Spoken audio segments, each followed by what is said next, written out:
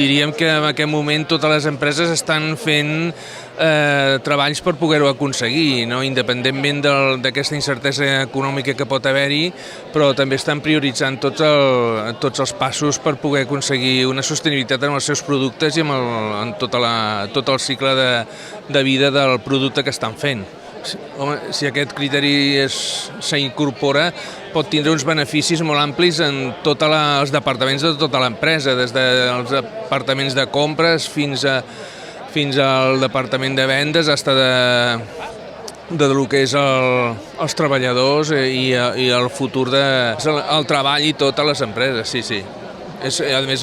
vull dir, és un dels punts més avantatjosos que hi ha amb el tema aquest de sostenibilitat, sí, sí. Bueno, Bidons Agraria és un dels seus pilars, és un dels seus valors, aquest de la sostenibilitat, i ja aposta des del primer moment amb el que és tot el tema de l'evolució i sobretot de l'economia circular,